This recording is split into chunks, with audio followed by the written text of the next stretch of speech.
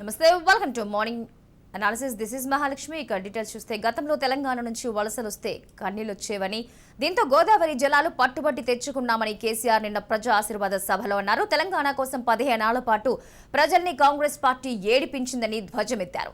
భయంకరమైన ఉద్యమంతో తెలంగాణ వచ్చిందన్నారు. తెలంగాణ ఉద్యమ సమయంలో తెలంగాణ బిడ్డలను కాంగ్రెస్ పార్టీ జైల్లో పెట్టిందని గుర్తు చేశారు.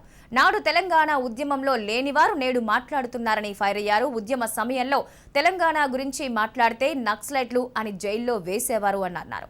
ఇక కాంగ్రెస్ అధికారంలోకి రాగానే తామిచ్చిన 6 హామీలపై మొదటి సంతకం చేస్తామని కర్ణాటక ఉప ముఖ్యమంత్రి డికే శివకుమార్ అన్నారు. ప్రజల బలమే కాంగ్రెస్, కాంగ్రెస్ బలమే దేశ బలమన్నారు. ఇక కర్ణాటకలో తమ ప్రభుత్వం ఇచ్చిన హామీలు అన్నింటినీ నెరవేర్చామన్నారు. కానీ కేసీఆర్ ఇచ్చిన హామీలు నెరవేర్చారా అని ప్రశ్నించారు. కర్ణాటకలో తాము 5 హామీలు ఇచ్చి నెరవేర్చామని, ఇక్కడ తెలంగాణలో 6 హామీలు ఇచ్చామని, వాటిని ఖచ్చితంగా నెరవేరుస్తామంటున్నారు. ఇక ఈ 6 సూత్రాల్లో మహాలక్ష్మి కూడా ఉందని, మహిళలకు కర్ణాటకలో ఉచిత బస్సు ప్రయాణం అందుబాటులోకి తీసుకొస్తామన్నారు. ఇక ముఖ్యమంత్రి కేసీఆర్, మంత్రి కేటీఆర్లకు తాను సవాలు విసురుతున్నారని, మీరెప్పుడు వస్తారంటే అప్పుడు నేనే బస్సు పెడతానంటూ కర్ణాటకకు వచ్చి మేము విద్యుత్ ఎలా ఇస్తున్నామో, ఈ 5 హామీలు ఎలా అమలు చేస్తున్నామో చూడొచ్చంటూ శివకుమార్ సవాల్ చేశారు. ఇక రైట్, ఇవాళ మార్నింగ్ అనాలిసిస్ లో మనతో పాటు పార్టిసిపేట్ చేస్తున్నారు సంధ్యారెడ్డి గారు, కాంగ్రెస్ అధికార ప్రతినిధి, అదేవిధంగా వాసుదేవరావు గారు బీజేపీ నుంచి. గుడ్ మార్నింగ్ అండి. సంధ్య గారు అండ్ వాసుదేవరావు గారు, ఎన్నికల ప్రచారం అంటే మనం ప్రజలకు ఏం చేస్తామో అనేది వివరిస్తూ ప్రజల్లోకి వెళ్తే మీకు మేము వస్తే వచ్చే లాభాలేంటో చెప్తే బాగుంటుందేమో. ఎందుకంటే అయిపోయిన రికార్డునే మళ్ళీ మళ్ళీ ప్రజలకి చూపించడం వల్ల, ఎందుకంటే వాళ్ళన్నీ చూస్తూ వస్తున్నారు కాబట్టి ఒక్కొక్కసారి గవర్నమెంట్ మారుతూ వస్తుంది. అంటే వీళ్ళ వల్ల వచ్చిన కొన్ని లోపాలేవో పక్క ప్రభుత్వంలో మనం లాభం చూడొచ్చేమో అన్నట్టుగా వేస్తూ ఉంటారు.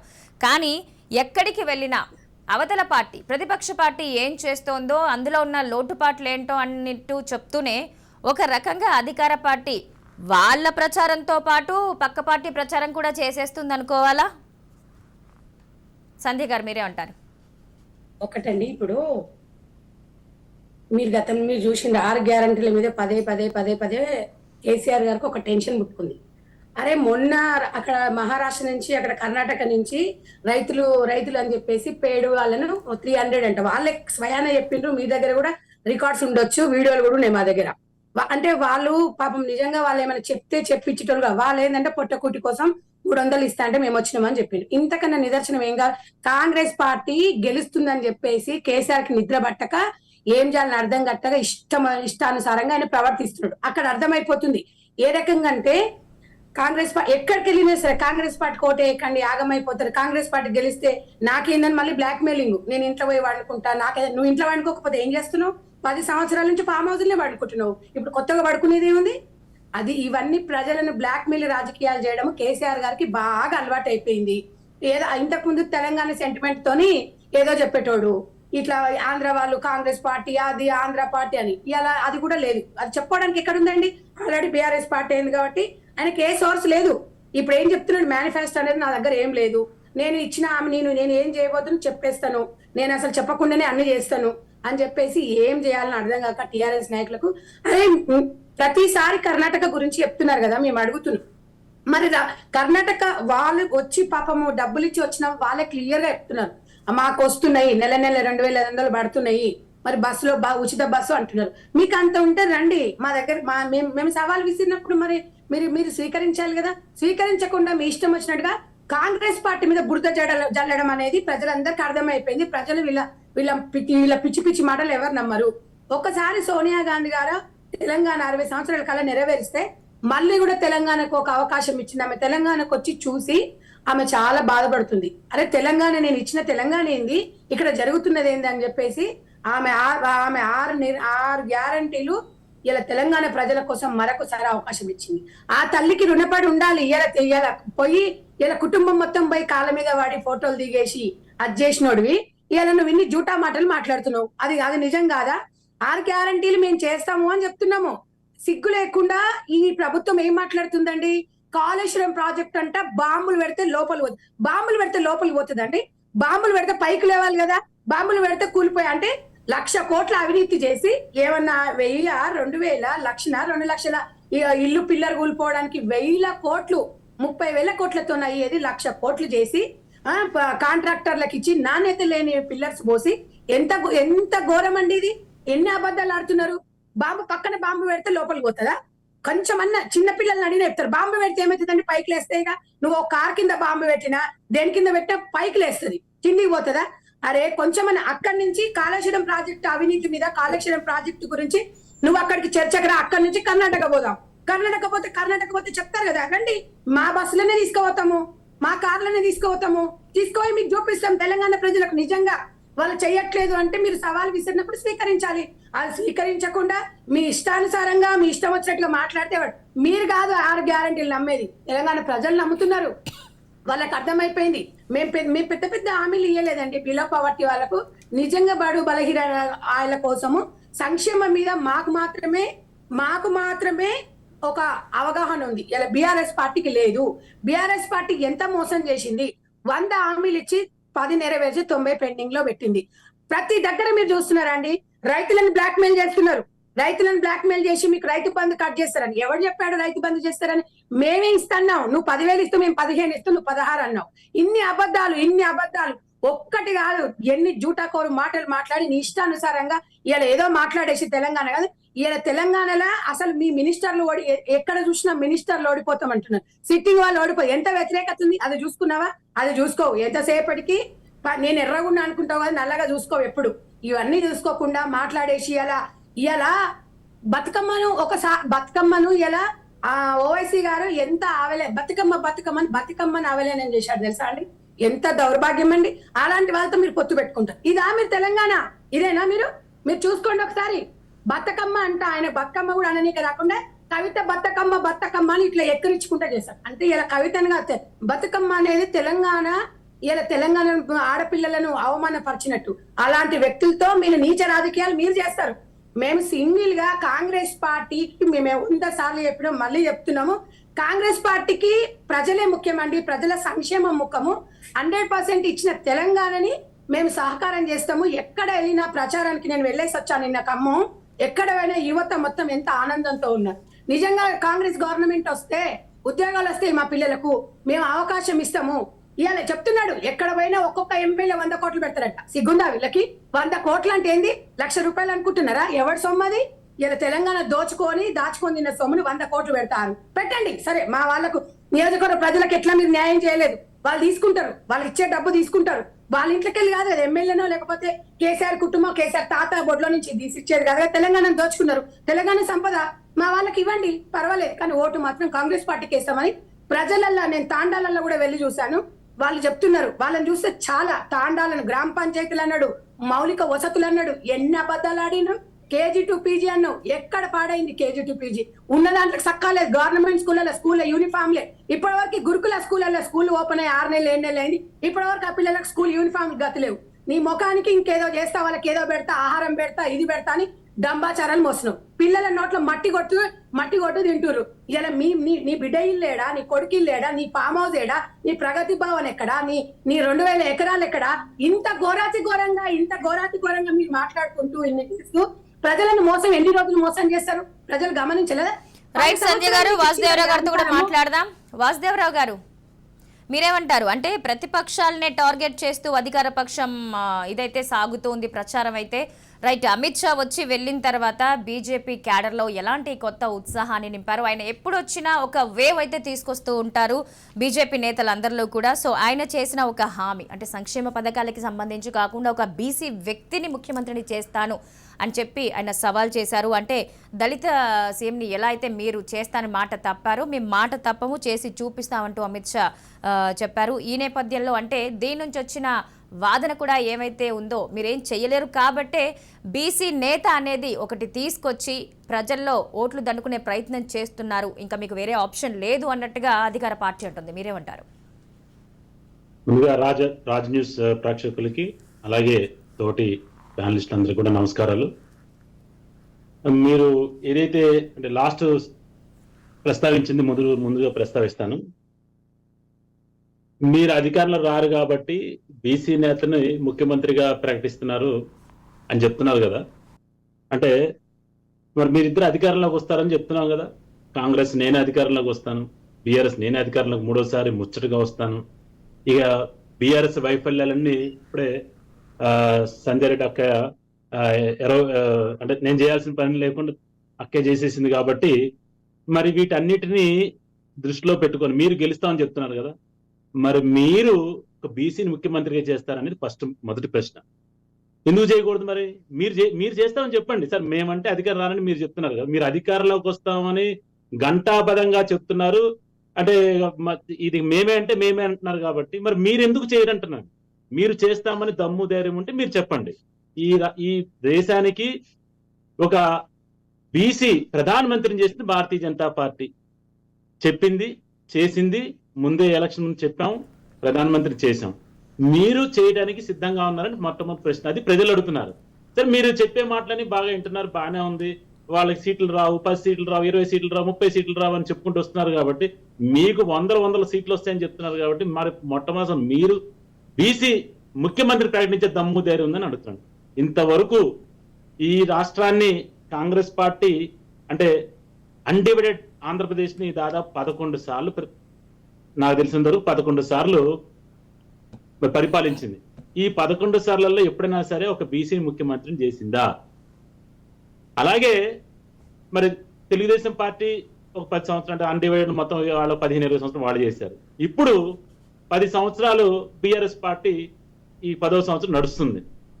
మరి ఎక్కడైనా సరే కుటుంబ పాలన తప్పితే లేదా ఒక అగ్రవర్ణాలకు తప్పితే ఎప్పుడైనా అసలు ఈ పార్టీ చెప్పటమే దళితుడిని ముఖ్యమంత్రి చేస్తానని చెప్పి మరి ప్రజల్ని మాయ మాటలు, గారడీ మాటలు చెప్పి అధికారంలోకి వచ్చిన పార్టీ బీఆర్ఎస్, భారత రాష్ట్ర సమితి అలియాస్ టిఆర్ఎస్. ముందుగా దానికి సమానం చెప్పాల. రెండోది, మీరు ఏదైతే ప్రతిపక్షాలని ఎండగట్టడం అని అన్నారు కదా, దాని విషయంలోకి వస్తే ఈ రాష్ట్రాన్ని పరిపాలించింది అంటే బీఆర్ఎస్ పరిపాలించింది, మరి ఇటు పక్కన కాంగ్రెస్ పార్టీ అత్యధికంగా ఈ రాష్ట్రాన్ని పరిపాలించింది కాంగ్రెస్ పార్టీ. మరి వాళ్ళు చేసిన తప్పుల వల్లనే, వాళ్ళ పరిపాలన సరిగ్గా చేయకపోవటం వల్లనే, వాళ్ళు పరిపాలన ప్రజలకు అందకపోవటం వల్లనే ఈ రోజు కూడా అంటే స్వాతంత్రం వచ్చి 75 సంవత్సరాల తర్వాత కూడా, స్వాతంత్రం వచ్చిన 75 సంవత్సరాల తర్వాత కూడా గతం లేకపోతే చరిత్ర లేదు, భవిష్యత్తు లేదు. చెప్తున్నాను, గతం గురించి చెప్తున్నాను. నేను చెప్పేది గతం గురించి, మీరు వినలేదు సరిగ్గా. నేను చెప్పేది గతం గురించి. 75 సంవత్సరాలు వచ్చిన తర్వాత కూడా ఇంతకాలం పరిపాలించిన కాంగ్రెస్ పార్టీ, గత 10 సంవత్సరాలుగా పరిపాలించిన బీఆర్ఎస్ పార్టీ ఇంకా మేము సంక్షేమ పథకాలు, ఇంకా గ్యారంటీలు, ఇంకా 2000 ఇస్తాం, 200 యూనిట్లు ఇస్తాం. ప్రజలు ఏ స్థితిలో ఉంటే మీరు ఆ సంక్షేమ పథకాలు ఇస్తున్నారని ఒక్కసారి ప్రజలు గమనిస్తున్నారు. 200 యూనిట్లు ఉచితం, బస్సులో నేను వెళ్ళటానికి నువ్వు ఉచితంగా ఇవ్వటం, నా కరెంటు బిల్లు నువ్వు కడతానంటాం అనేది ప్రజల్ని మనం ఇంకా 75 సంవత్సరాల తర్వాత ఏ స్థాయిలో ఉంచామనేది ఈ ప్రజలు గమనిస్తున్నారు. రెండోది, ఇంకా గ్యారంటీలు వారంటీలు అనుకునే స్థాయిలో మనం ఉన్నామంటే ప్రజల యొక్క ఆర్థిక పరిస్థితులు ఏ విధంగా ఉన్నాయి. అక్క ఇంకో మాట మధ్యలో మాట చెప్పింది, ఏమని అవి చేసాం ఈ చేసామని. మీకు ఆహార భద్రత లేదా ఆహార కొరత ఉన్న కొన్ని దేశాలు ఉంటాయి, అంటే ఆఫ్రికన్ కంట్రీస్. అక్కడ కూడా 30 ఏళ్ల వయసు వచ్చినప్పుడు 5 అడుగులు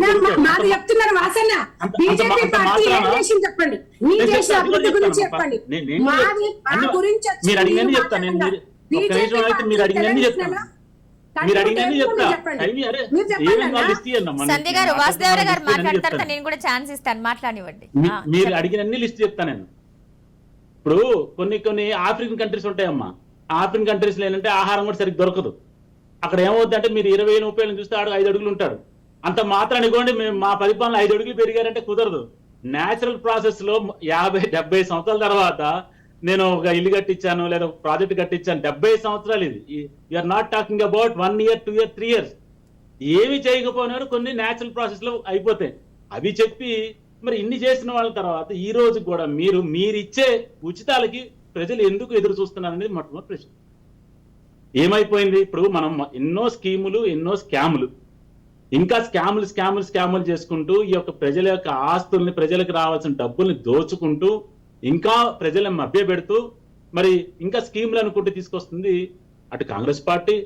నిజంగా గత 10 సంవత్సరాల్లో ఏదైతే బీఆర్ఎస్ చెప్పిందో ఆ స్కీమ్లను ఇచ్చుంటే ఈరోజు ఏ ఒక్కరు కూడా, అంటే ప్రతి ఇంటికి ఒక ఉద్యోగం అన్నప్పుడు అసలు నువ్వు ఒక తల్లి కొడుకు ఒక జాబ్ ఒక ఉద్యోగం వస్తే ఓ 25,000 30,000 40,000 వాళ్ళకి కానీ నెలకి ఒక కొడుకు ఇంట్లో జీతం వస్తే నువ్వు ఇచ్చే 2,000కి, నువ్వు ఇచ్చే 200 రూపాయలకి, నువ్వు ఇచ్చే 1000 రూపాయలకి ఎదురు చూస్తాం ఏ తల్లేనా? కొడుకుని తలదించుకునే విధంగా చేసు కొడుకుని తల్లిని తండ్రి అందరు కూడా ప్రభుత్వం మీద ఆధారపడే విధంగా ఈరోజు చేసుకుంటూ మరి వృద్ధాప్య పింఛన్లు అంటావు, లేదా ఇంకో పింఛన్లు అంటే ఇంకో అసలు నీ ఇంట్లో ఒక కొడుకుని ఒక ఇంటికి ఒక కొడుకుకి ఉద్యోగం ఇస్తే ఒక 40,000 రూపాయలు జీతం వస్తే ఇవన్నీ కొడుకు చూసుకుంటాడమ్మా. నేను నువ్వు చూసుకునేది కాదు, రాజకీయ నాయకులు చూసేది కాదు. రాజకీయ నాయకులు చేయాల్సింది, రాజ్యాంగం చేయాల్సింది, పరిపాలన చేయాల్సింది, ప్రభుత్వాలు చేయాల్సింది పన్నులు తీసుకొని ఆ పన్నుల్ని ఒక అవినీతి లేకుండా ఏదైతే నరేంద్ర మోదీ గారు ఈ దేశానికి ప్రపంచానికి చూపించారు, అవినీతి లేకుండా ఏ విధంగానైతే ఒక పరిపాలన చేయొచ్చు, అది భారతీయ జనతా పార్టీ ఆధ్వర్యంలో నరేంద్ర మోదీ గారి ప్రభుత్వం ఈ ప్రపంచానికి ఈరోజు చూపించింది. ఈ రోజున ఏం చేశారని అక్కడిగింది, ఏం చేశారనేది పలుమార్లు అక్కడికి కూడా వేరే డిబేట్ లో చెప్పాను, మళ్ళీ చెప్తున్నాను. ఈ రాష్ట్రానికి 5 లక్ష అంటే మీరు పన్నుల వాటాలు పక్కన పెడితే పన్నుల వాటాలు 2004 నుంచి 2014 ఏదైతే కాంగ్రెస్ గవర్నమెంట్ కేంద్ర ప్రభుత్వంలో ఉందో అప్పుడు రాష్ట్రాల పన్నుల వాటాల కింద 32% ఇచ్చేది. దాని కింద 10 సంవత్సరాల్లో 45,000 కోట్లు ఈ తెలంగాణ రాష్ట్రానికి వచ్చింది. 2014లో భారతీయ జనతా పార్టీ అధికారంలోకి వచ్చిన తర్వాత 32% నుంచి 42% డివాల్వ్మెంట్ చేస్తే 1,65,000 కోట్లు ఈ 9 సంవత్సరాల్లో ఈ యొక్క తెలంగాణ రాష్ట్రానికి వచ్చింది. అది గమనించాలంటే 45,000 కోట్ల నుంచి 1,65,000 కోట్లు, దాదాపు 1,20,000 కోట్లు అదనంగా ఈ 9 సంవత్సరాల్లో ఈ యొక్క తెలంగాణ రాష్ట్రానికి ఇచ్చింది. అది తెలుసుకో. మీకు ఇంకేమైనా కావాలంటే దానికి సంబంధించిన డీటెయిల్స్ అని పంపిస్తాను. రెండోది, ఈ తెలంగాణ రాష్ట్రం మీద 5 లక్షల కోట్ల రూపాయలు ఖర్చు పెట్టింది వివిధ సంక్షేమ పథకాల మీద.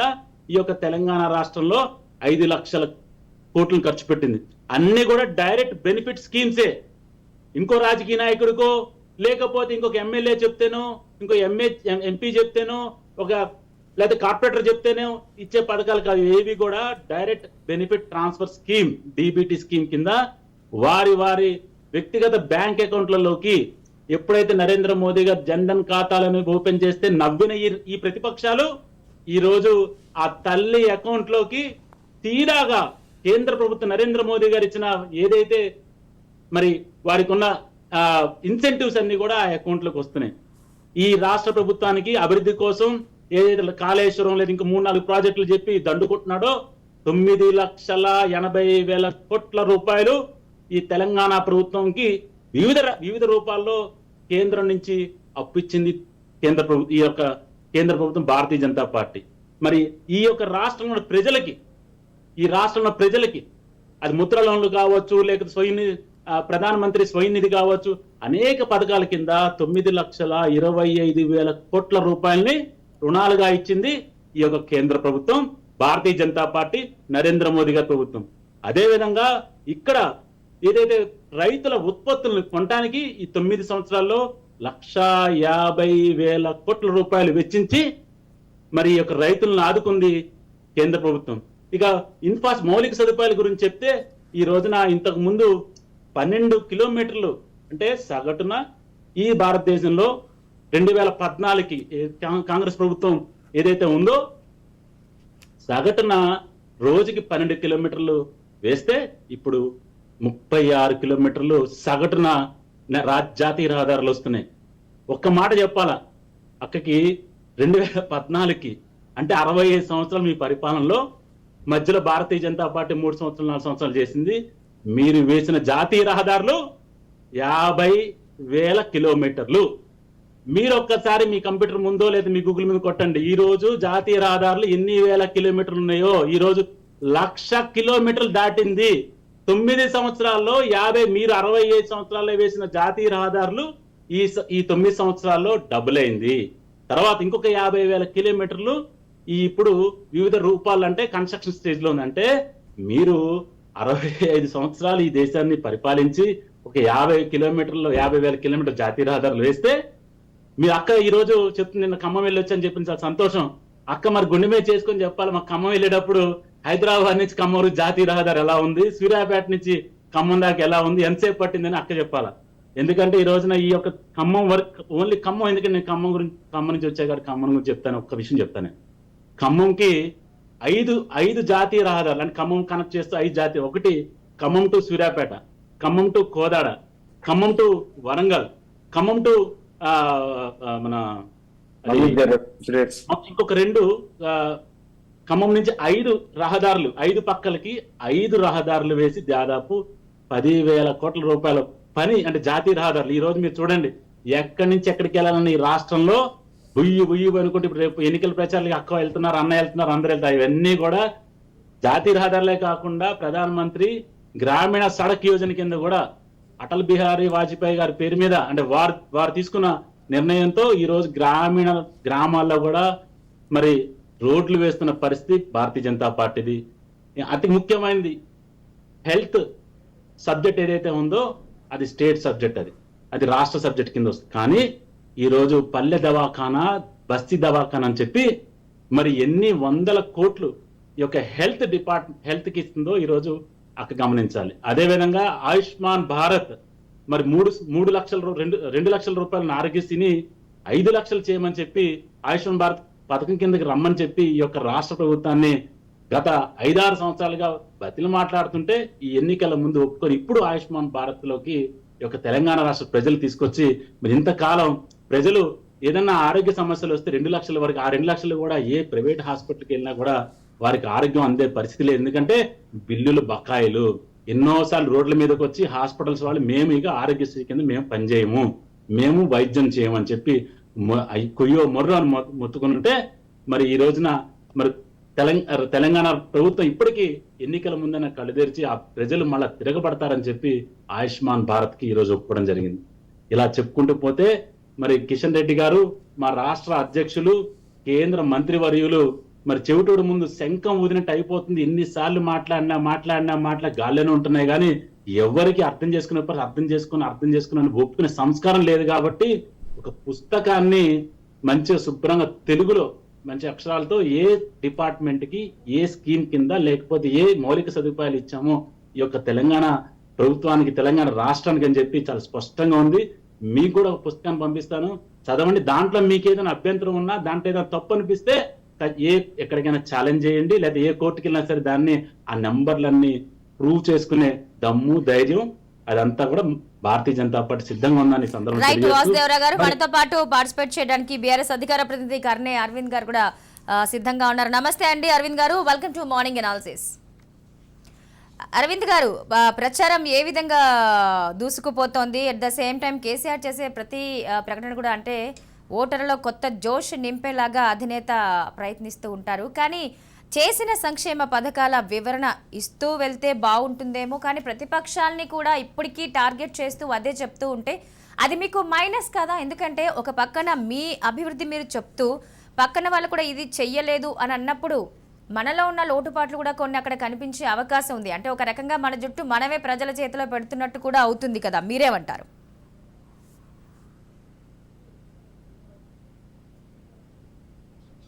అరవింద్ గారు, మీది వాయిస్ మ్యూట్ లో ఉందండి. మేడం, ముందుగా మీకు ప్యానెల్ లో ఉన్నటువంటి పెద్దలిద్దరికి కూడా మంచినీళ్ళ దండాలు madam. Good morning. Good morning అండి. తెలంగాణ రాష్ట్రంలో గత ఎన్నికల అంటే మేము ఆగస్టులో అభ్యర్థులను ప్రకటించినటువంటి పరిస్థితి ఉంది మేడం. ఆగస్ట్ నుంచి ఇప్పటి వరకు కూడా ఒక దఫా ప్రచారం ముగిసిపోయినటువంటి నేపథ్యం ఉంది. ముఖ్యమంత్రి కేసీఆర్ గారు ప్రతి నియోజకవర్గ కేంద్రాల లోపల ఇవాళ బహిరంగ సభల్ని నిర్వహిస్తూ ఇవాళటి వరకు మనం చేసినటువంటి 2014 నుండి మనం చేసినటువంటి సంక్షేమ అభివృద్ధి కార్యక్రమాలతో పాటు ఆ నియోజకవర్గానికి ఏ నియోజకవర్గానికి పోతే ఆ నియోజకవర్గానికి ఇచ్చినటువంటి నిధులన్నీ, తీసుకొచ్చినటువంటి అభివృద్ధి కార్యక్రమాలన్నీ, తీసుకురాబోతున్నటువంటి కార్యక్రమాలు ఏంది అనేటువంటి విషయాన్ని క్లుప్తంగా ముఖ్యమంత్రి కేసీఆర్ గారు వివరిస్తూ ఆ నియోజకవర్గంలో ప్రతిపక్ష పార్టీలకు సంబంధించినటువంటి నాయకులు కూడా తప్పకుండా ఉంటారు. కాబట్టి ఆ వాళ్లకు అవకాశం ఇస్తే అంటే మన రాష్ట్రం అంధకారంలోకి నెట్టేయబడుతుంది. గతంలో వీళ్ళే కదా అధికారంలో ఉన్నటువంటి వాళ్ళు అధికారంలో ఉన్నప్పుడు ఏం చేసిండ్రు అనేటువంటి మాట సహజంగా తప్పకుండా అందరం కూడా వేయాల్సినటువంటి అది ఉంటది కాబట్టి ఆ కోణంలో మాట్లాడడం జరిగింది. ఏది రాయి ఏది రత్నము అనేటువంటి విషయాన్ని ఇప్పటికే తేటతెల్లం చేసుకున్నారు. ఇప్పుడు ఎప్పుడు ఎన్నికలు జరిగినా అంటే తెలంగాణ రాష్ట్రంలో ఉన్నటువంటి ప్రజలందరూ కూడా ఎప్పుడు ఎన్నికలు వచ్చినా అంటే 2018 తర్వాత మీరు చూసిండ్రు మేము బీఆర్ఎస్ పార్టీని ఆశీర్వదిస్తాము అనేటువంటి విషయాన్ని అనేక సందర్భాల లోపల కూడా చెప్పిండ్రు. అనేక ఉప ఎన్నికలు చూసిండ్రు. ఒక దుబ్బాకని హుజరాబాద్ని మినాయిస్తే ఆ ఎన్నికైనా కావచ్చు తప్పకుండా బీఆర్ఎస్ పార్టీ వైపు పోలరైజ్ అయినరు. ఎందుకు పోలరైజ్ అయినరు అనంటే తెలంగాణ రాష్ట్రంలో జరుగుతున్నటువంటి ఏబుల్ గవర్నమెంట్ స్టేబుల్ లీడర్షిప్ ఉన్నది కాబట్టి ఇవాళ వాక్శుద్ధి చిత్తశుద్ధి కార్యశుద్ధి ఉన్నటువంటి నాయకుడు ముఖ్యమంత్రి కేసీఆర్ గారు కాబట్టి మన దేశంలో అనేక రాష్ట్రాలు ఉన్నప్పుడు వీళ్ళు కాంగ్రెస్ వాళ్ళు మాట్లాడుతున్నటువంటి వీళ్ళు కాంగ్రెస్ పరిపాలిత రాష్ట్రాల లోపల ఏ రాష్ట్రంలో 2,000 రూపాయల పింఛన్ వస్తుంది అనేటువంటి విషయాన్ని సూటిగా ప్రశ్నించడం తప్ప సూటిగా మాట్లాడడం తప్ప పక్క రాష్ట్రాల్లో జరగలేనటువంటి అభివృద్ధి వాళ్ళ తెలంగాణ రాష్ట్రంలో జరిగింది అని చెప్పడం తప్ప ఇది ఎట్లా తప్పు అవుతుంది మేడం? అరవింద్ గారు అలాంటప్పుడు అంటే కంపారిజన్ లో తప్పు లేదు. బట్ ఇంకొకటి అంటే మనం సేఫ్ జోన్ లో ఉన్నప్పుడు మనకు ఒక కంఫర్ట్ జోన్ ఉన్నప్పుడు ఖచ్చితంగా మనం పక్కకి చూడం. ఎప్పుడైనా కూడా ప్రజలు కూడా అంతే. మీ దగ్గర ఏమైనా సంక్షేమ పథకాలు కంప్లీట్ గా అమలైనప్పుడు మీరు పక్కన వాళ్ళు చేయలేదని మనం చూపించక్కర్లేదు కదా లోటుందని. ఎట్ ద సేమ్ టైం ఇన్నేళ్ళు అయిన తర్వాత కూడా ఇంకా తెలంగాణ సెంటిమెంట్ విషయం ఎందుకు ఇంకా ఇప్పటికి ఇంకా రాజేస్తున్నారు? యాక్చువల్ గా మీరు పేరు కూడా మార్చేశారు. తెలంగాణ రాష్ట్ర సమితి అన్నదాన్ని భారతీయ రాష్ట్ర సమితి చేశారు. అక్కడ తెలంగాణ లేనే లేదు. సో ఎందుకు మీరు భయపడుతున్నారని అనుకోవచ్చా? ఎందుకు భయం ఉంటది మేడం? మేము భయపడాల్సినటువంటి అభద్రతా భావంలో మేము లేము. ఎందుకు లేము అనంటే ఈ రాష్ట్రంలో చేసినటువంటి ప్రగతే మాకు ఒక పెద్ద ఎజెండా మేడం. మా ముందర ఉన్నటువంటి ఒక పెద్ద ఎజెండా ఏంది అని అంటే బీఆర్ఎస్ పార్టీకి ఈ 9.5 సంవత్సరాల నుంచి జరిగినటువంటి ప్రగతి అభివృద్ధి ధ్యేయంగా సంక్షేమమే లక్ష్యంగా అడుగులు వేస్తున్నటువంటి పరిస్థితి ఇక్కడ ఉన్నటువంటి నేపథ్యం ఉన్నది.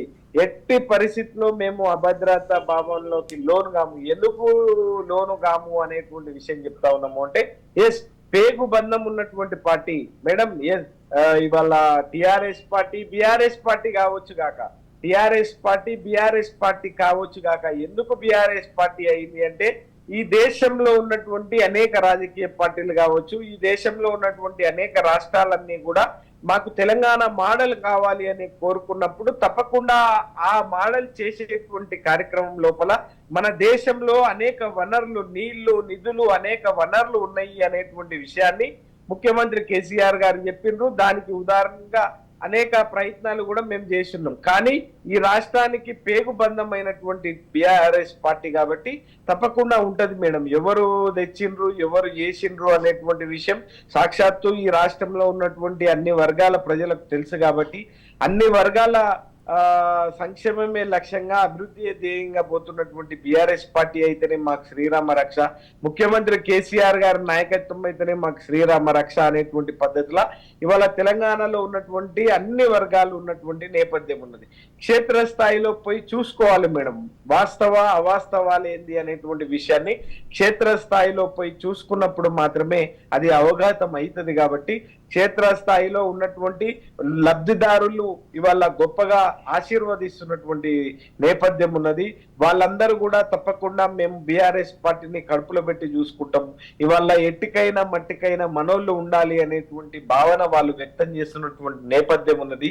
అన్ని వర్గాలకు సంబంధించినటువంటి వాళ్ళందరూ కూడా ఇవాళ రైతు బంధుని నిజంగా కూడా మేడం ఇందాక సంధ్యక్క మాట్లాడుతూ మేము రైతు బంధు ఇస్తాము అనేటువంటి మాట చెప్తాను. నిజంగా వాస్తవమే. వాస్తవాలు మాట్లాడుకోవాలి. మీ పరిపాలిత రాష్ట్రాల లోపల ఏ రాష్ట్రంలో రైతు బంధు ఇస్తారు, ఏ రాష్ట్రంలో దళిత బంధు ఇస్తారు, ఏ రాష్ట్రంలో బీసీ బంధు ఇస్తారు అంటే మీరు మాట్లాడినటువంటి మాటలన్నీ కూడా అవ్వలు గాని హామీలు అనేటువంటి విషయం ఈ రాష్ట్రంలో ఉన్నటువంటి ప్రజలకు తెలియదా? ఈ రాష్ట్రంలో ఇవాళ వీరోచిత పోరాటం చేసినటువంటి వీరులంగన్నటువంటి గడ్డ ఈ గడ్డకు తప్పకుండా ఒక చరిత్ర ఉన్నది. ఈ గడ్డకు ఒక ఆ నేపథ్యం ఉన్నది. ఈయనేమి వేగ్గా ఎట్లా పడితే ఎట్లా ఎవరు చెప్తే ఆ మాటలు నమ్మేటువంటి గడ్డ కాదు ఈ తెలంగాణ గడ్డ. కాబట్టి ఇవాళ మీ పరిపాలిత రాష్ట్రాల లోపల ఏ రాష్ట్రంలో ఇస్తా ఉన్నారు అంతెందుకు మేతం సాక్షాత్తు కాంగ్రెస్ పార్టీకి సంబంధించినటువంటి వాళ్ళు ఎన్నికల సంఘానికి రైతు బంధుని ఆపివేయాలి అనేటువంటి మాట లేఖ రాసినటువంటి మాట వాస్తవం కాదా? ఎందుకు పచ్చి అబద్ధాలను ప్రచారం చేస్తా ఉన్నారు? మేము కాబట్టి ఒక్క విషయాన్ని తెలంగాణ ప్రజల్లో ఉన్నటువంటి విషయాల్ని తెలంగాణ ప్రజలకు మేము వివరించబోతా ఉన్నాం. ఇవాళ నిన్న మీ అధినేత మాట్లాడుతూ కాంగ్రెస్ తెలంగాణ ఇచ్చే ముందు కాంగ్రెస్ వాళ్ళు అందరినీ అరెస్ట్ చేశారు, జైలు పాలు చేశారు ఉద్యమం సమయంలో అని అన్నారు. అంత కర్కశంగా ప్రవర్తించిన వాళ్ళకి ఇంకొంచెం కర్కశంగా ప్రవర్తిస్తే సరిపోతుంది కదా, తెలంగాణ ఇవ్వాల్సిన అవసరం ఏముంది? మేడం తెలంగాణ వాళ్ళు ఏం దానం ఏమి ఇవ్వలేదు మేడం. వాళ్ళు మనము అడగంగానే ఏం వాళ్ళు తీసుకొచ్చి ఇవ్వలేదు. 1400 పైచులకు మంది ఆత్మ బలిదానాల తర్వాత తెలంగాణ వాళ్ళు మేము పార్లమెంటరీ పద్ధతిలో ఇవాళ తెలంగాణ రాష్ట్రం నుంచి 2 ఎంపీలు ప్రాతినిధ్యం వహించినప్పటికీ అన్ని రాజకీయ పార్టీల మద్దతు కూడబెట్టి ఇవాళ అంబేద్కర్ గారు చెప్పినట్లు బోధించు, సమీకరించు, ఉద్యమించు అనేటువంటి పద్ధతిలో బోధించి, సమీకరించి, ఉద్యమించి తెలంగాణ వాదాన్ని ఈ దేశంలో అనివార్యం, తెలంగాణ రాకపోతే అనివార్యం, తెలంగాణ ఇవ్వకపోతే అనివార్యం అనుకున్నప్పుడు మాత్రమే ఇచ్చిండ్రు మేడం.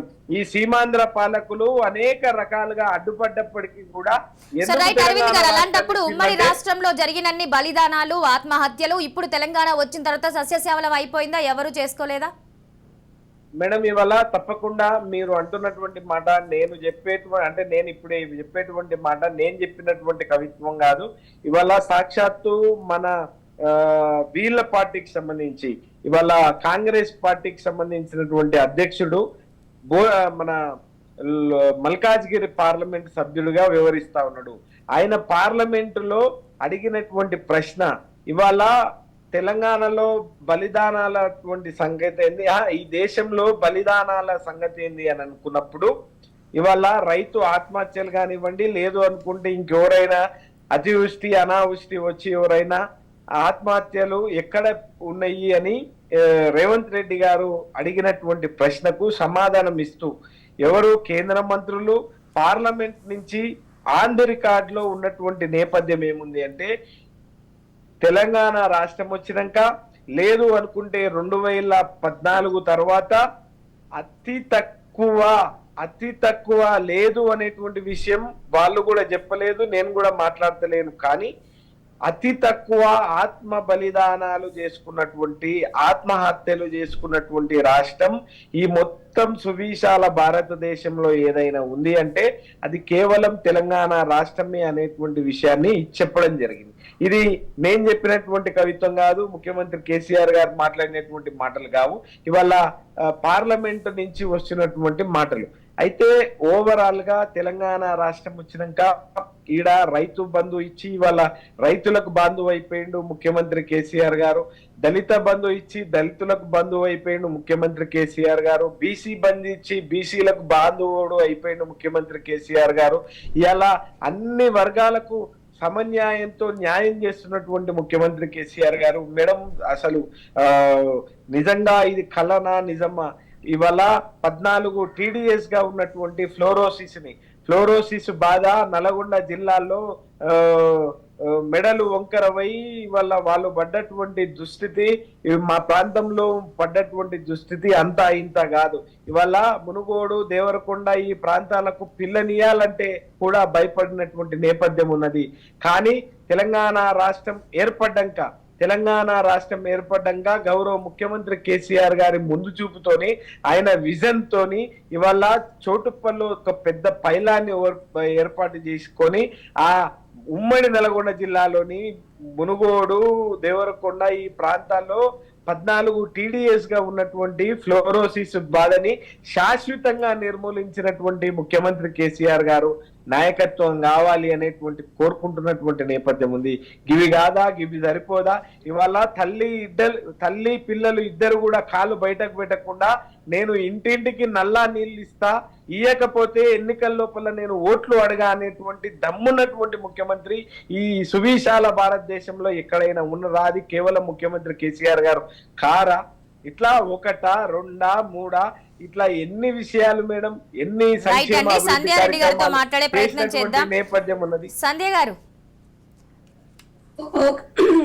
ఓకే అండి, వీళ్ళు మాట్లాడింది ఓపికతోని మంచిగా ఒక్కొక్కరు 6 నిమిషాలు 10 నిమిషాలు మంచి మాట్లాడిరు, మొత్తం బట్టి పట్టేసి. నేను ఇప్పుడు టిఆర్ఎస్ సోదరుడు మాట్లాడిన దానికి నేను చెప్తానండి. అంటే వీళ్ళు ఏం చేస్తున్నారు, రైతు బంధు గురించి సంధ్యక్క మాట్లాడింది అన్నారు. రైతు బంధు నువ్వు ఇస్తే కాంగ్రెస్ పార్టీ ఉచితంగా ఎరువులు ఇచ్చి, గ్రిప్పులకు కూడా ప్రతి ఒక్క పనిముట్టుకి కూడా వాళ్ళకి సబ్సిడీ ఇచ్చి, పనిముట్టులు ఇచ్చి, కాంగ్రెస్ పార్టీ ఉన్నప్పుడు గిట్టుబాటు ధర ఇచ్చి రైతులను ఆదుకొని అది చేసింది. మీ బీఆర్ఎస్ పార్టీ ఏం చేసిందయ్యా? ఎక్కడ స్టోరేజ్ ఉంది? ఎక్కడ ఏమన్నా రైతులు మొత్తం కళ్ళాలల్లో ఆత్మహత్యలు చేసుకుంటున్నారు. మనం చూడలేదమ్మా, చాలా సందర్భాలలో ఇదే రాజ్ న్యూస్ లో లవ్ పెట్టుకున్నాం. మనము ఒడ్లు వర్షానికి వచ్చి ఎండిపోయి మొలకలు అయిపోతే అలాంటి చూసి ఆత్మహత్యలు చేసుకున్న రోజులన్నీ మర్చిపోయినరా? తెలంగాణలో రైతులు హ్యాపీగా ఉన్నారని ఆయన చెప్తున్నారా? తెలంగాణలో రైతులు హ్యాపీగా, పక్క రాష్ట్రానికి వెళ్ళి రైతులను ఎవరు పేడు ఆర్టిస్టులనో లేకపోతే పేడు వాళ్ళకి ఇచ్చేసి డబ్బులు ఇచ్చేసి తీసుకొచ్చి తెలంగాణ మీద ఏదో రుద్దాలని చూసినావు కదా. నిజంగా తెలంగాణ మన రైతుల దగ్గర పోయి వాళ్ళని అడగండి, వాళ్ళు అడిగితే చెప్తారు కదా. ఇవాళ మేమేదో చేసినాం అని చెప్పి అన్ని నీచ రాజకీయాలు. ఎట్లా అంటే కాంగ్రెస్ పార్టీలా కొంచెం అంటే మనస్పర్ధ, అంటే ఒక టికెట్ ఆశించి వాళ్ళకు ఏదో బాధపడ్డ వాళ్ళు ఉంటే రెడీగా గుంతనక్కల్లాగా కూర్చొని వాళ్ళ పంపలకు పోయేసి మా పార్టీలో చేరి ఉన్న ఇవాళ తెలంగాణ ఉద్యమంలో చేసిన వాళ్ళకి అందరు ఎలగబెట్టిరు. ఇప్పుడు ఇల్లు వచ్చిన వాళ్ళకి మీరు పదవులు ఇస్తారట. మరి వాళ్ళని ఎందుకు తుంగరలు చెప్తున్నారు? మీరు అభివృద్ధి ఇదేనా మీ అభివృద్ధి? ఎవడు మా పార్టీలో నుంచి ఎవడు జర కొంచెం బాధపడి కొంచెం అదైపోయింది అనగానే వాడి ఇంటికి పోతాడు, వాడి ఇంట్లో కూర్చుంటారు. బీఆర్ఎస్ పార్టీలో ఏముంటది? ఇక్కడ కాడవ కప్పుకుంటారు, మళ్ళీ తర్వాత మా కాంగ్రెస్ పార్టీలకే వస్తారు. ఇదే మీ చరిత్ర. మీరు కేసీఆర్ దేనికోసం వరకు మునుగోడులో ఎన్ని ఉప ఎన్నికలలో ఎన్ని చెప్పిండు? ఎన్నో చెప్పొచ్చు. ఏం చేసిండు? ఆడ పోయి అడిగితే చెప్తారు. ఇలా చౌటుప్పల నేను ఏదో చేస్తే ఏమీ చెయ్యడు. ఇవాళ మీరు ఆ బీఆర్ఎస్ పార్టీ మీకు అభద్రత. రైతు బంధు కన్నా ఎక్కువ ఇచ్చిన మేము కాంగ్రెస్ పార్టీ ఉన్నప్పుడు రైతులను అడుగు చెప్తారు, ఇళ్ళ ఊర్లలో చెప్తారు, ఇందిరమ్మ ఇండ్లు చెప్తారు, రైతులు అడిగితే చెప్తారు. కాంగ్రెస్ పార్టీ ఉన్నప్పుడు ఎట్లుంది? 200 రూపాయలు ఇచ్చినామండి మేము. ఇవాళ 200 రూపాయలు ఇవాళ పెన్షన్ ఇస్తే ఇవాళ అదే 200 రూపాయలు ఇవాళ 4000 రూపాయలతో సమానం అమ్మా. వాళ్ళకు దర్దకో పానుకో లేకపోతే అది.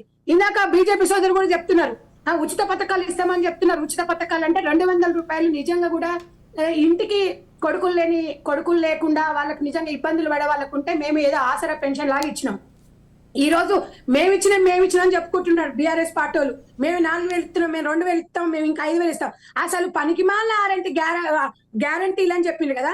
మళ్ళీ అదే గ్యారంటీలకు 1000 యాడ్ తీసుకుంటాం. మీ కేసీఆర్ ఎట్లా చెప్పిండయ్యా? ప్రజలు నమ్మరా? ఇలా ఏదో మంచిగా స్క్రిప్ట్ రాసుకొని మనం ఇలా తెర మీద కూర్చొని మనం ఏదో టీవీలో చెప్పంగానే కాదు ఇది. ఇవాళ బీజేపీ పార్టీ గురించి నేను అడుగుతున్నా. ఇలా బీజేపీ పార్టీకి ఏం చరిత్ర ఉంది? 64 సంవత్సరాలలో చేసిన అభివృద్ధి ఏంది? 9 సంవత్సరాలు చేసిన అభివృద్ధి ఏంది? 9 సంవత్సరాల నుంచి అప్పెంత? మేము పాలించినప్పుడు అప్పెంత? మేము ఎంత మిగులు బడ్జెట్ ఇచ్చినాము? ఏం చరిత్ర ఉంది? కాంగ్రెస్ పార్టీ మీద 2G స్కామ్ అని చెప్పి మా మీద నిందలేసి బీజేపీ పార్టీ నిందలేసి నిరూపించకుండా నోట్లు దండుకొని అది చేసిరు. ఏం చేసిర్రు? మీకు ఏం చరిత్ర ఉంది? మేము గుండు సూది వరకు ఇలా అనుభవాల వరకు మేము తయారు చేసినాం, దేశానికి స్వాతంత్రం తెచ్చినాం. మీరేం చేసిర్రు? మీకు ఏం చరిత్ర ఉంది? ఇలా బీపీఎల్ నమ్ముకుంటారు, బిఎస్ఎల్ నమ్ముకుంటారు, బ్యాంకులను దోచుకుంటారు, 1200 కోట్ల అప్పులు చేశారు, రుణాలు మాఫీ చేస్తారు. ఇదా తెలంగాణ? ఇవాళ దేశాన్ని బిచ్చగాళ్ళని చేసిరు. ఏం చేసింది ఇవాళ బీజేపీ పార్టీ? ఏదో రోడ్లు వేసినాము. ఏం తెలంగాణకి ఏమైనా ప్యాకేజ్ ఇచ్చిరా? మీరు తెలంగాణకి ఇచ్చిరా ప్యాకేజ్? సూర్యాపేట పోతున్నాము, ఢిల్లీ పోతున్నాము, ఈడ పోతున్నాము. ఇది కాదు తెలంగాణ ప్రజలు. 1200 కోట్ల అప్పులు చేసిరు. ఇలా మీకు ఏదో చరిత్ర ఉన్నారని చెప్తారు. ఇలా బీజేపీకి ఏం చరిత్ర ఉంది? ఏంటంటే మేము నాసా సంస్థలు అట్లాంటివి మేము తయారు చేసినాం, మీరేమో పులామా దాడులు చేయించారు. ఇదా మీ చరిత్ర? దేశానికి మేము తెచ్చినాం స్వాతంత్రం, మేము చెప్పుకోగలుగుతాము. ఇలా అది మీకు ఏముందని చెప్పుకోవడానికి చరిత్ర? మీరేమైనా స్వాతంత్రం తెచ్చిరా? మీ పార్టీ ఎప్పుడు పుట్టింది? ఇవాళ బీజేపీ పార్టీ చెప్పుకోవడానికి లేదు. తెలంగాణలో అసలు మీ కంట్రిబ్యూషన్ ఏముంది? ఇక్కడ తెలంగాణలో మీరు ఏం చేసిరు? ఏం వెలుగబెట్టిరు? ఇలా రోడ్లు అంటే జాతీయ రహదారుల రోడ్లు పోతున్నాయి కాబట్టి వేసిండ్రు. తెలంగాణకు ప్రత్యేక ప్యాకేజ్ ఇచ్చామన్న రోడ్లు వేసిండ్రా? ఇవన్నీ ఏంటంటే మీరు ఇవన్నీ ఏదో చెప్పేసుకో. మామూలుగా బీజేపీ మాట్లాడేస్తుంది. నేనేమో చేసినా మేము ఉచిత పథకాలు ఇవ్వమని చెప్పేసి బీఆర్ఎస్ పార్టీ చెప్తుంది. మళ్ళీ మేము చేసింది మళ్ళీ దాంట్లో 1000 రూపాయలు యాడ్ చేస్తుంది. బీజేపీ వాళ్ళు మేము చేసినామంటారు ఉచిత పథకాలు ఇవ్వద్దని. ఉచిత పథకాలు ఎవరికి ఇస్తున్నామండి?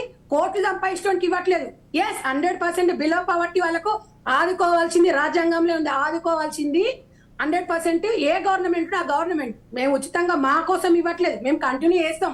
మేము కొత్త ఏం చెప్పలేదు. అది పెద్ద సింపుల్ 6 గ్యారంటీలు ఏం లేదు. నిజంగా ఒక మహిళ భర్త ఎన్నిసార్లు ఆత్మహత్య చేసుకున్న వాళ్ళు ఉన్నారు భర్త మీద ఆధారపడకుండా.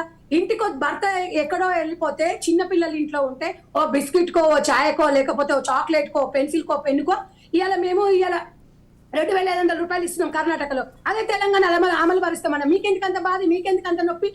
మీరెందుకు చేసిరు? మరి అంతకుముందు మీరెందుకు పెట్టలేదు? ఇలా మా కాంగ్రెస్ పార్టీని చూసి ఎందుకన్నారు? తుక్కుగూడలో తుక్కు అంటారు. తుక్కు చూసుకొని ఎక్కడైనా పోతే మీరు చూడండి, జనాలు ఎక్కడైనా ఉన్నారో. నేను ఆలేరులో జరిగింది, మన ఖమ్మంలో జరిగింది. ఏం అభివృద్ధి చేసిరు? ఛాయ్ బండి ఇలా ఖమ్మం పోతే ఓ మినిస్టర్ ఇలా ఛాయ్ బండి తుక్కు ఊస్తుండు, ఇడ్లీ బండిని తుప్పుడు ఊస్తున్నాడు. వాళ్ళ దగ్గర కమిషన్లట. ఛాయ్ బండి దగ్గర, ఇడ్లీ బండి దగ్గర ఆడుకునే దుస్థితి బీఆర్ఎస్ పార్టీది. ఇలా కాంగ్రెస్ పార్టీలు ఏ నాయకులు ఆడుతున్నారో చెప్పండి. ఇలా కాంగ్రెస్ పార్టీ దగ్గర 10 రూపాయలు ఉంటే ఇంకో 2 అప్పులు చేసి ప్రజలకు పెట్టాలని చూస్తారు. కానీ ఇలా ప్రజలే కేసీఆర్ పెద్ద దేవుడట, కేసీఆర్ పెద్ద నాయకుడట. ఇలా కేసీఆర్ వచ్చినందుకు తెలంగాణ వచ్చిందట. ఎవరు తెచ్చాడు మీ కొంపలో? వాళ్ళ కొంపలో ఎవరు తెచ్చాడు? ఇలా తెలంగాణ విద్యార్థులు చచ్చిపోయారు. వాళ్ళకి ఏం చేశారు మీరు? ఏదో పెద్ద మేము చేసినాం, మేము వెలుగబెడతామంటారు. నిజంగా ఇలా మా పిల్లలకి ఎందుకు ఉద్యోగాలు ఇవ్వాలి? మీ ఇంట్లో బీఆర్ఎస్ పట్ల 4 ఎందుకు బిడ్డ ఓడిపోగానే ఎందుకు ఎమ్మెల్సీ ఇచ్చుకోరు? మా పిల్లలు ఎందుకు ఏం అన్యాయం చేసిండ్రు? 30 సంవత్సరాలు వచ్చి పిల్లలు పెళ్లి చేసుకోకుండా పెళ్లి ఎట్లా చేసుకుంటారు? ఉద్యోగాలు వస్తే పెళ్లి చేసుకుంటే పిల్లలు పోషిస్తాడు. ఇవాళ నువ్వు ఉద్యోగం ఇవ్వకపోతే 30 సంవత్సరాలు ఏజ్ బార్ అవుతుంటే ఇవాళ ఎవడు దీనికి కారణం? నీ ఇంట్లోనేమో 4 ఉద్యోగాలు ఇచ్చుకుంటావు. మీకోసం వచ్చిందా తెలంగాణ? సిగ్గుండాలే మాట్లాడడానికి. ఇలా బీఆర్ఎస్ పార్టీ వాళ్ళకు ఇలా తెలంగాణ ప్రజలు నిర్ణయించుకుంటారు. ఇలా తెలంగాణ ప్రజలు ఎవరికి ఓటారంటారు. మీరు దెబ్బ కట్టుకోవడం కాదు. ఎక్కడ పోయినా ఫామ్ హౌస్ లో పడుకొని ఏదో ప్రచారానికి వచ్చేసి ఇలా 4 మాటలు చెప్పుకోగానే ఈయనే పరిస్థితులు ఎవరు లేరు. తెలంగాణ మీకు ఇచ్చిర్రు 100%. 10 సంవత్సరాలు మీకు అధికారం ఇచ్చు. ఏం వెలుగబెట్టిరు? ఇలా ఎందుకు పెన్షన్లు ఇవ్వలేదు? 48 లక్షల పెన్షన్లు ఎందుకు ఇవ్వలేదు? ఇలా మేము ఇలా రేషన్ కార్డులు ఎందుకు నిలిపేసిండ్రు? ఎవడు అడ్డుకున్నాడు మిమ్మల్ని?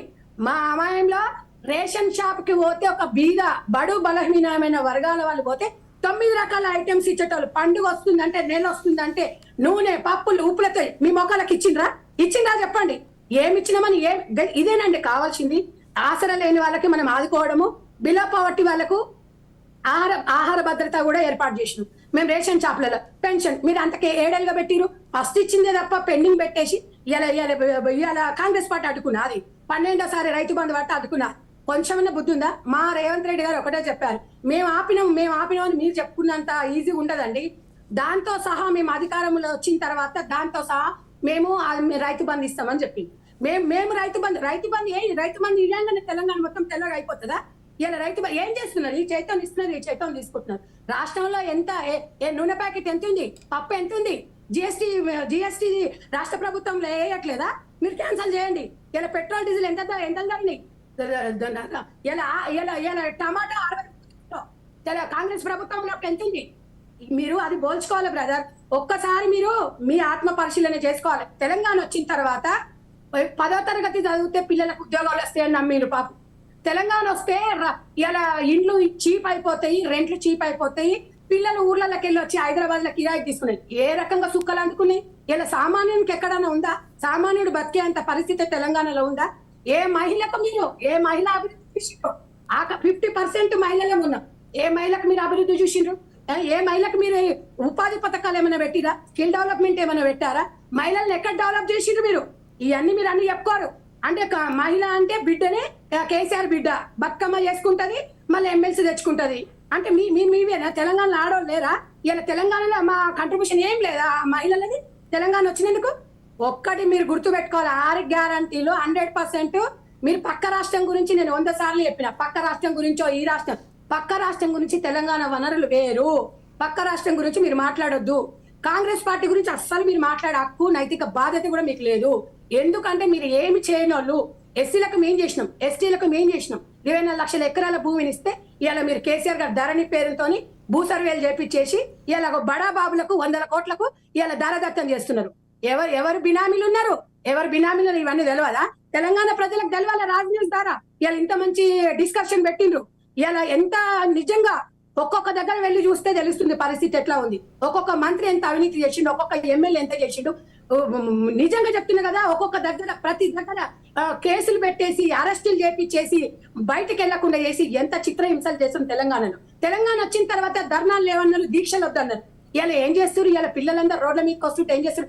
నేను ఒక్కటే సూటిగా అడుగుతున్నా బ్రదర్, బిఆర్ఎస్ బ్రదర్ కి, మీకు దమ్ము ధైర్యం ఉంటే ఉస్మానియా కాలేజ్, ఉస్మానియా యూనివర్సిటీ దగ్గర పోయేసి తెలంగాణ ఇలా కేసీఆర్ గారు కానీ, హరీష్ రావు గారు కానీ, కవిత గాని, కేటీఆర్ గారు పోయి ఒక విద్యార్థులతో మాట్లాడి ఒక సభ పెట్టండి.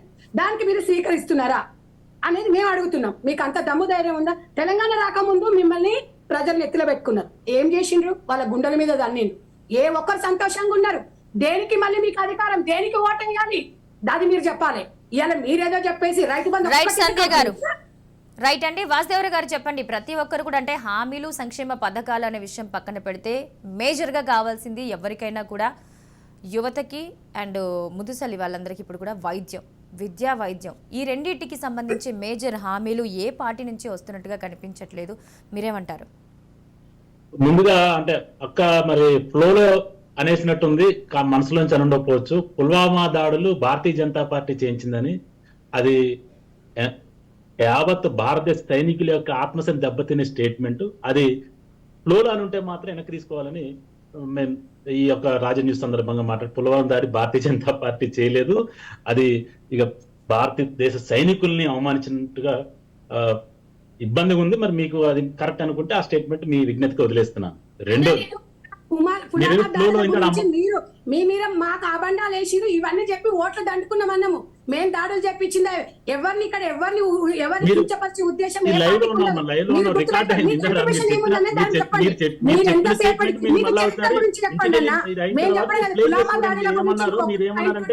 భారతీయ జనతా పార్టీ భారతదేశ సైనికుల గౌరవాన్ని దెబ్బతీసే స్టేట్మెంట్ తప్పది. అది మీరు కావాలంటే ఇది అయిన తర్వాత మళ్ళీ మీరు ఒకసారి మీరు రిపీట్ చేసుకునండి. రాజ్యూస్ లో మీరేం చెప్పారో ఇది ఆన్ రికార్డెడ్ ఉంది. మీరు మారే ఆగుతల్లి. అరే నేను చెప్పిన ఒక స్టేట్మెంట్ నేను ఒక ఇనే ఓపిక లేకపోతే ఎట్లా తల్లి? నువ్వు చెప్పి నేనేమంటున్నా అంటే నువ్వు అన్న స్టేట్మెంట్ ఒక్కసారి రీప్లే చేసుకొని చూడమ్మా అంటున్నా నేను. మీరేం చెప్పారంటే భారతీయ జనతా పార్టీ పుల్వామా దాడులు చేసిందని మీరు అన్నారు. అది ముమ్మాటికి తప్పు. ఆ స్టేట్మెంట్ ని వెనక్కి తీసుకుంటే మీకు గౌరవం, ఆ భారతదేశ సైనికులకు గౌరవం. అది రెండు. ఆగండి ఒక్క నిమిషం. చెప్పండి నేనేం చేసిన ఇందాక చెప్తున్నానమ్మా. మాకింత చరిత్ర ఉంది, మీరు ఏం కనిపెట్టిరు? 10 సంవత్సరాల బీజేపీది ఏం చేసిందో మీ చరిత్ర ఏంటో చెప్పండి. మీకు ఏం చరిత్ర ఉందో చెప్పండి. అదేనమ్మా, ఇప్పుడు మీరు స్వాతంత్ర ఉద్యమాన్ని హైజాక్ చేసుకొని, అసలు స్వాతంత్ర ఉద్యమానికి కాంగ్రెస్ పార్టీ సంబంధం లేదు. ఆనాడే గాంధీ గారు, మీరు ఏదైతే గాంధీ పేరు చెప్పుకుని ఈ దేశాన్ని మొత్తాన్ని మోసం చేసుకుంటూ వస్తున్నారో, ఇప్పటికి కూడా గాంధీ పేర్లు పెట్టుకుని మోసం చేసుకుంటూ వస్తున్నారు. కాంగ్రెస్ పార్టీకి కాంగ్రెస్ ఉద్యమం సంబంధం లేదని అర్థం. మీరు దాన్ని అంటే హైజాక్ చేసేసుకొని కాంగ్రెస్ పార్టీలో ఉన్న అనేక మంది పెద్ద, ఇప్పుడు టిఆర్ఎస్ ఏదైతే నేనే చేశాను మీరు ఇందాక చెప్పారు కదా, 14 మంది బలిదానం తీసుకుంటే ఓ కేసీఆర్ కుటుంబాన్ని సొంతం చేసుకున్నట్టుగా ఈ రోజు నెహ్రూ కుటుంబం ఈ యొక్క దేశంలోని ప్రజలందరి యొక్క స్వాతంత్ర ఉద్యమాన్ని హైజాక్ చేసుకొని దాన్ని మీదేసుకొని గాంధీ పేరు పెట్టి మోసం చేస్తుంది కాంగ్రెస్ పార్టీ. అక్కడి నుంచి వచ్చిన వాళ్ళు మిగిలిన పార్టీ, భారతీయ జనతా పార్టీలో ఉన్న గురూజీ అందరూ కూడా అదే స్వాతంత్ర ఉద్యమంలో పనిచేసిన వాళ్ళు. అందులోంచి ఈ యొక్క గాంధీ యొక్క కుటుంబాలని, గాంధీ యొక్క అరాచకాలను చూడలేక బయటకు వచ్చి భారతీయ జనతా పార్టీ తర్వాత జనసంఘ పెట్టిందమ్మా. మీకు తెలియకపోతే చరిత్ర తెలుసుకోండి. జనసంఘ పార్టీ తర్వాత జనతా పార్టీ, భారతీయ జనతా పార్టీ మీరు ఇదే భారత రాష్ట్ర సమితి టిఆర్ఎస్ నన్ను మాట్లాడి నేను మాట్లాడండి. ప్రేక్షకులకు అర్థం కాదమ్మా, ఇద్దరం మాట్లాడితే నేను మాట్లాడటం ఆపుతాను, మళ్ళీ మీరు మాట్లాడండి. టిఆర్ఎస్ ఏదైతే కేసీఆర్ నేనే తెచ్చానని చెప్తుంటే మీరు ఒప్పుకోవట్లేదో, 14 బలిదానమే జరిగింది. అలాగే భారతదేశ ప్రజల మొత్తం స్వాతంత్ర ఉద్యమాన్ని ఒక నెహ్రూ కుటుంబం గాంధీ పేరుతో హైజాక్ చేసిందనేది ప్రజలందరికీ తెలిసిన విషయం. రెండో విషయం, రైతుల విషయంకి వస్తే ఈ రోజున ఎకరానికి మీరేం చేశారో చెప్పారు. మీరు ఏమి ఇచ్చారన్నారు? మీరు ఎరువులు, మన పనిముట్లు ఇవన్నీ ఇచ్చారు. ఇవన్నీ 21 మీరున్న కాలంలో వాసన ఒక్క క్వశ్చన్ ఎంత? వాసన ఒక్క క్వశ్చన్. ఫస్ట్ మీరు అడిగిన మీ క్వశ్చన్ కాదని చెప్పనీయకుండా అరే ఒక్క నిమిషం మీరు అడిగిన ఏం చెప్పనివరేమ్మా. మీ 2014 ముందు రైతులు ఎరువుల గురించి చెప్పులు లైన్ లో పెట్టుకొని రాత్రింబగళ్ళు రోడ్ల మీద నిలబడి కాదని అడుగుతున్నా నేను. రైతులకు ఎరువుల కోసం ఈ భారతదేశంలో రైతులు ఎరువుల కోసం పడ్డారు. మీరు ఏ రైతు ఖమ్మం వెళ్ళారు కదా, ఖమ్మం వెళ్ళి 2014 ముందు భారతీయ జనతా పార్టీ రాకముందు రైతుల గోస ఏంటి? ఈ రాష్ట్రంలో ఎరువుల కోసం రైతుల గోస ఏంటి? బ్లాక్ మార్కెటింగ్ దొంగల అసలు అరే ఎన్ని గోస పడ్డారో మీరు ఇప్పుడు లైవ్ మీరు వెళ్ళి ప్రతి రైతుని అడుగుతామా? చెప్పులు లేకుండా తిరిగిరంట. మీరే ఒకటి బిఎస్ఎన్ఎల్ అమ్ముకోలేదా? ఇలా ఎల్ఐసిని ప్రైవేట్ పరం చేయలేదా? బ్యాంకు అరే అమ్మా నువ్వు ఏదైనా ఒక క్వశ్చన్ చెప్తా నేను మళ్ళీ నీ క్వశ్చన్ మళ్ళీ చెప్తాను. నువ్వు అసలు మాట్లాడలేకపోతే ఏం చేయగలిగింది ప్రజలు గమనిస్తున్నారు. మన యొక్క వ్యవహార శైలిని ఈ యొక్క ప్రేక్షకులు గమనిస్తున్నారు. మీరు ఎన్ని ప్రశ్న నేను ఆన్సర్ చెప్తాను. నేను చెప్పిన ప్రశ్న ఆన్సర్ చెప్పిన తర్వాత మళ్ళీ నేను క్వశ్చన్ ఇస్తే బాగుంటుంది. ఇదే విధంగా ప్రజల్ని తప్పుదో పట్టిస్తూ ఈ దేశాన్ని 65 సంవత్సరాల పై పరిపాలించి ఇంకా మీరు మాట్లాడాలంటే ఎట్లనమ్మా? నాకు అర్థం కాదు. మీ క్వశ్చన్ కి ఆన్సర్ చెప్పే బాధ్యత నాది, దమ్ముదని నాకుంది. అరే మీరు ఈ గోస ఈ రాష్ట్రంలో 2014 ముందు రైతుల గోస ఎరువుల కోసం వాళ్ళు పడిన గోస అంత ఇంత కాదు. చెప్పులు పెట్టుకొని తెల్లవారుజాము రైతులు మీరు ఖమ్మం వెళ్ళినప్పుడు పిఎస్ఆర్ రోడ్ అని ఒకటి ఉంటుంది, అక్కడికి వెళ్తే ఎరువుల షాపులు ఉంటాయి. అక్కడ రోడ్లు తెలంగాణకి ఇచ్చిరా వాసన? తెలంగాణకు ప్యాకేజ్ ఇచ్చిరా? ఇప్పుడు జాతీయ రహదారులు అన్నప్పుడు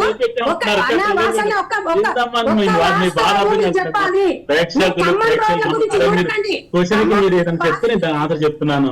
మీరు మళ్ళా మీరు హీరో టైప్ రిపీటింగ్ లాగా మీరు ఏం క్వశ్చన్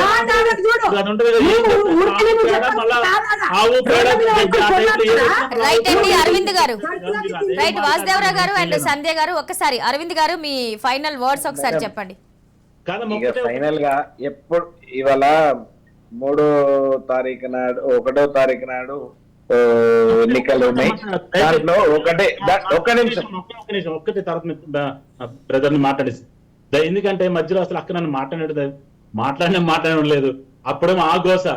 మరి మా కేసీఆర్ గారు ఒక 2 సంవత్సరాలు 3 సంవత్సరాల క్రితం ఒక స్టేట్మెంట్ ఇచ్చారు.